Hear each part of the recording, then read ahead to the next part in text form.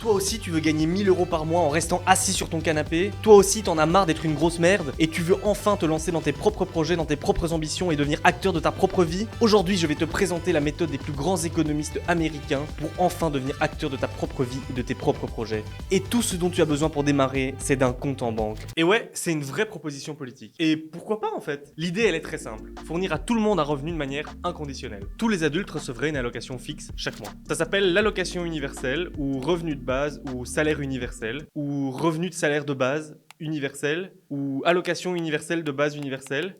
Non, je me suis trompé là. Il s'agit simplement de remplacer les aides existantes par ce nouveau revenu. Le RSA, le chômage, les allocations familiales, les pensions de je sais pas trop quoi et tous les autres trucs, on met tout ça dans une piscine à la Picsou, on divise la piscine par le nombre d'habitants et... voilà. Bah oui, c'est pas tout à fait con, hein. Tout le monde a besoin de remplir ses besoins de base. Se nourrir, se loger, se chauffer, etc. Et ouais, en plus avec la hausse des prix qu'on connaît actuellement, tout devient plus difficile. Donc un peu d'aide, ça ferait de mal à personne. Et je parle même pas encore de tous les étudiants qui galèrent, de tous ceux qui ont envie de lancer leur projet, tous ceux qui aimeraient se lancer dans une activité qui a peut-être un peu plus de sens et qui ont pas forcément envie de travailler pour une grosse multinationale, bah tous ces gens-là, ça les aiderait blindés. Des avantages, il y en a des vrais. Et du coup, vu comme ça a l'air d'une mesure plutôt sociale, on pourrait même dire un peu de gauche. Mais t'es un mec de gauche ou quoi? Tiens d'ailleurs en Belgique, qui défend ça en fait? Est-ce que vous pouvez nous expliquer en quelques phrases, pour planter le décor, votre projet? Oui, bonjour. Ah, Eh bien, effectivement, donc ça serait une allocation universelle de 1000 € à partir de 18 ans pour l'ensemble des Belges. attendez, il est président du MR, lui. Il est censé être de droite quand même. Genre un petit peu de droite. Normalement, la droite, c'est le mérite, la valeur travail, la responsabilité individuelle. Tout le monde essaye, et puis il y a ceux qui échouent, et tant pis. En tout cas, normalement, c'est certainement pas l'idée de filer du fric à tout le monde sans contrepartie, ici. Il n'y a pas d'argent magique. Mais alors pourquoi est-ce qu'un gars comme Georges-Louis Boucher défend une idée pareille? Pour comprendre, je suis allé regarder comment est-ce qu'il en est venu à soutenir cette proposition, et qu'est-ce qu'il en dit vraiment. Oui, c'est un monde qui, qu'on le veuille ou non, devient de plus en plus flexible. Pourquoi? Parce que l'évolution de la société est de plus en plus rapide. Ah ouais, ça c'est un truc qu'on entend souvent. Avant, on faisait un job pour la vie, on avait toute sa carrière dans la même entreprise. Et maintenant, les gens passent plutôt de job en job, sans sécurité d'emploi en fait. Bon, là, va falloir un petit peu creuser. Alors, oubliez 2 secondes que la vidéo est sur l'allocation universelle, et on va parler de flexibilité, mais je vous jure, il y a un lien. Prenons la Poste par exemple. Jusqu'en 1991, il n'engageait que des statutaires. Quand t'es statutaire, ton statut il est fixé par la loi. Et donc t'es garanti d'avoir un emploi stable et une bonne protection. Mais petit à petit, à partir de 1991, ils ont commencé à engager des contractuels. Et là tes conditions, elles sont plus fixées dans la loi, mais dans ton contrat. Mais d'abord, ils ont justifié ça par des besoins exceptionnels. C'est quoi des besoins exceptionnels? Ah. Eh bah oui, à partir de 2000, il n'y a plus aucun statutaire qui a été engagé. Plus que des contractuels et des intérimaires. Et le résultat, c'est ça. Les agents de Bipost pointent également un manque de personnel ainsi que des exigences toujours plus fortes en matière de productivité et de flexibilité. Je me retrouve avec des 11 heures de travail par jour. Moi, je suis lessivé. Et ça, c'est pas qu'à la Poste, c'est une tendance dans toute la société. Si on regarde les jobs créés entre 2014 et 2017, 3/4 des emplois sont à temps partiel ou en intérim. Donc, pas des CDI ou des emplois stables. Les flexi-jobs, c'est un ensemble de formes d'emploi, de travail précaires. Les flexi-jobs, c'est tout simplement la déstructuration du marché du travail. C'est une forme de travail ultra précarisée. Mais du coup, je viens de prouver le point de Georges-Louis Boucher. Le monde devient comme ça, Qu'on le veuille ou non. sauf que ce qu'il oublie un peu de dire, c'est qu'en fait, lui, il le veut. Il le veut même carrément. Quand Charles Michel était Premier ministre, si vous savez, Monsieur Patate, il arrêtait pas de répéter « Oui, des jobs c'est bien, mais quel type de job ?» Bah c'est son gouvernement qui a favorisé tous ces jobs ultra flexibles, ultra précaires, et c'est pas un hasard parce que lui-même disait que ces flexi-jobs allaient rendre le marché du travail plus moderne et plus maniable. C'est la continuité de 30 ans de législation qui sont toutes concordantes. Cette volonté de ne plus avoir à répondre aux obligations de l'employeur et qui vise à ne plus reconnaître la qualification du poste dans le salaire. Faire des salaires au projet, des choses comme ça. Deuxièmement, ne plus payer de cotisations. Troisièmement, ne plus satisfaire aux obligations de protection du salarié en matière d'horaire, etc., etc., etc. Donc cette flexibilisation du marché du travail, c'est pas un processus absolu ou immuable, c'est quelque chose qui est voulu. Et l'apogée de ce processus, c'est l'ubérisation. Mais si, vous connaissez Uber, Deliveroo... Non, mais je vous promets, la vidéo parle toujours de la location universelle, mais on est obligé de faire un détour. C'est comme en voiture. On te vend ça comme un truc super moderne, t'es ton propre patron, tu décides de ton emploi du temps. Bref, leur rêve quoi. J'ai eu un accident avec un tram le tram a roulé sur ma roue de vélo et a explosé toute la jante. Et malheureusement, Deliveroo n'a pas d'assurance à ce niveau-là, donc c'est moi qui ai dû rembourser ma roue. Ok bon, un job de rêve où tu dois payer ton propre matos. Mais honnête. Deliveroo ne se considère pas comme un employeur, mais bien comme une plateforme qui travaille avec des auto-entrepreneurs, étudiants ou indépendants. Ok, tu te gères seul, mais voilà, t'es ton propre patron, c'est le minimum. Moi, je fais environ une commande en moins de 15 minutes. J'ai carrément une fois reçu un appel comme quoi on me trouvait un peu lent et qu'on allait me supprimer des horaires. Mais me supprimer des horaires, c'est me supprimer une partie de mon salaire. T'es ton propre patron, mais il y a un autre type, c'est pas ton patron, mais il t'appelle quand même pour te dire que t'as mal fait tes horaires. La flexibilité peut vite se retourner contre ces coursiers sur 2 roues. Face aux dangers de la route, ils semblent bien peu protégés. Tu n'es pas ton propre patron. Ce n'est pas vrai. Ils t'ont menti.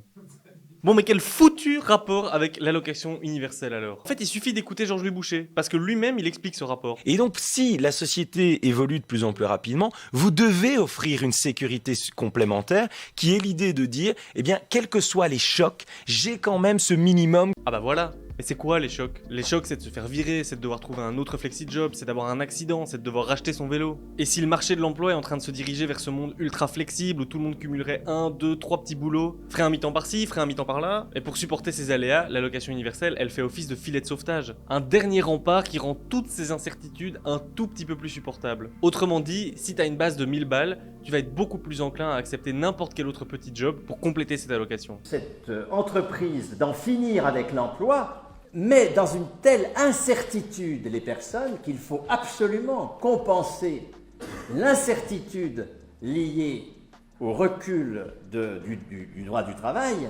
par des formes de sécurité. Et la sécurité qui est proposée à la place du droit du travail, c'est le revenu de base. La flexibilisation, elle met les gens dans une insécurité grandissante. Et il faut compenser cette insécurité par l'allocation universelle. Ou comme le dit aussi très bien le sociologue Matteo Alalouf, le caractère insuffisant de cette allocation fait que l'on sera toujours à la recherche de petits boulots, de boulots qui accompagnent cela pour sortir précisément de la pauvreté. On est là à la chasse à des emplois qui sont des emplois précaires. D'une certaine manière, l'allocation universelle constitue une institutionnalisation de la précarité et non pas un remède à la précarité.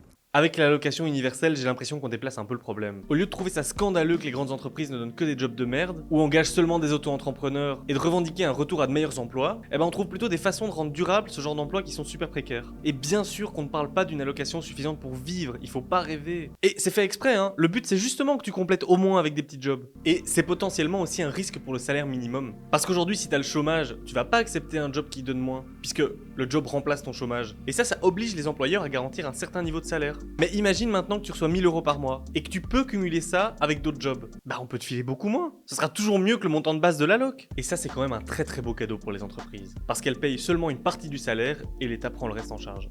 Bon et pendant ce temps, elles font le même profit bien sûr. Y a pas de raison que ça change. Bah oui, c'est le capitalisme, hein. On n'a pas inventé les règles. Ça joue comme ça. Et venez pas me traiter de complotiste, parce qu'en 2015, Georges-Louis Boucher il assumait très bien cette partie-là de son projet. Le salaire minimum garanti est de 1000 €. Puisque tout le monde reçoit 1000 €, l'effort salarial net à consentir pour les entreprises est moins élevé que précédemment. Pour elles, c'est un avantage. Je retire le chapeau. Mais il y a plus que ça. J'ai continué à creuser parce que l'allocation universelle, c'est aussi potentiellement une attaque contre la sécurité sociale. En fait, tout ce système d'allocation universelle s'est présenté comme une alternative au modèle de sécurité sociale. Le système actuel. Elle donne accès à des prestations qui nous accompagnent tout le long de la vie pour nous protéger face à plein de situations. Les premiers examens de santé à l'hôpital, les allocations familiales, les indemnités d'assurance maladie-invalidité quand on tombe malade, la pension quand on a terminé sa carrière, ou encore les allocations de chômage quand on perd son emploi. La sécurité sociale, c'est 117 milliards d'euros par an. En fait, c'est déjà un énorme filet de sécurité qui protège contre tous les fameux chocs dont Georges-Louis Boucher parle. Vous perdez votre job? Eh ben vous touchez des allocations de chômage le temps d'en trouver un autre. Vous avez un handicap? Vous recevez toute une série d'allocations. Vous vous cassez le bras? Eh ben la sécu prend une grosse partie des frais d'hôpitaux en charge. C'est pas parfait mais putain c'est vachement bien. Et vu qu'il n'y a pas d'argent magique, si Georges-Louis Boucher il promet 1000 balles à tout le monde, il va aller le chercher où cet argent? Cette allocation eh bien, remplacerait des revenus de remplacement actuels, c'est-à-dire des revenus de chômage, de RIS, revenu d'intégration, serait également une base au niveau de la pension. Entre parenthèses, fun fact, il veut même remplacer le remboursement de soins de santé légers par l'allocation universelle. Mais attention, pas les grands, ça reste la sécu. Je vous dis pas la gueule des rendez-vous chez le médecin. Bon monsieur Michou, votre truc au bras là c'est grave? Ah oui non mais j'ai quand même mal hein. J'ai quand même vraiment mal. Vous avez mal mal hein? Ah si non mais j'ai mal. Non c'est pas remboursé, vous avez perdu. Oh non!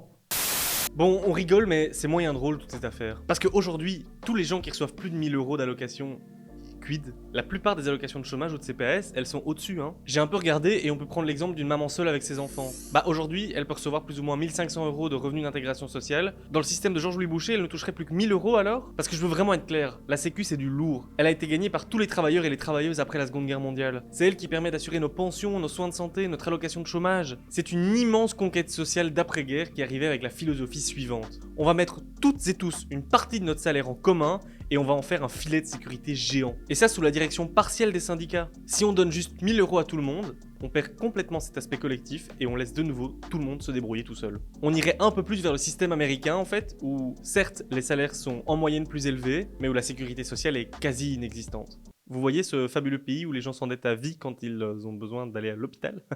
Coucou. Le professeur de sociologie Daniel Zamora explique bien « Avec la sécurité sociale, nos besoins sont politisés et sont l'objet d'un débat démocratique. Pour faire simple, on va construire du logement public plutôt que de donner une allocation qui va financer des propriétaires privés. Avec l'allocation universelle, d'une approche très politique et collective, on passe à une conception plus individuelle. Et ça, philosophiquement, ça rejoint aussi les propositions qu'on a entendues du côté du MR ou de chez Écolo de donner par exemple 25 000 ou 30 000 € à tous les jeunes à leur majorité. Là aussi, au lieu d'injecter de l'argent dans un système collectif, dans nos services publics, dans ce qui nous assure normalement toutes et tous de ne pas tomber dans la misère, on te file une grosse somme d'argent et puis démerde-toi. Sans regarder les spécificités ou les besoins différents que chacun peut avoir. On fait genre tout le monde est pareil, tout le monde reçoit la même somme et c'est caisse. Et là vous dites attention, c'est pas remplacer toute la sécurité sociale, mais quand même un peu. Bah oui, avec son plan on la remplace quand même un peu. Et moi j'aime bien la sécu. Ouais, tu veux pas 1000 balles plutôt? Non, je préfère pas. La sécu, c'est incroyable quand on y pense, et ça a fait ses preuves pendant des décennies. Par contre attention, hein, c'est clair que c'est pas du tout parfait. La solution pour avoir une meilleure sécu, c'est pas de la dézinguer avec une allocation universelle, c'est de la renforcer par la lutte sociale, comme c'est le cas depuis un siècle. Alors oui, refuser 1000 balles qui pourraient la tomber tous les mois comme ça sans rien faire... Ah, je sais, c'est dur, hein. Ça pique, je jure ça pique, moi aussi ça pique. Mais en même temps, je suis pas du tout sûr que ça nous enrichisse collectivement. Bien au contraire, on risque de se retrouver avec des emplois plus précaires, plus incertains, et une sécurité au plus bas le jour où la vie viendra nous casser la gueule. Voilà, j'espère que ça vous a plu. N'hésitez pas à liker et à vous abonner à la chaîne, et à nous dire dans les commentaires quelle vidéo vous aimeriez voir et quelles bonnes questions vous voudriez qu'on se pose. Et n'hésitez pas à aller nous suivre sur tous les réseaux sociaux qui s'affichent en bas.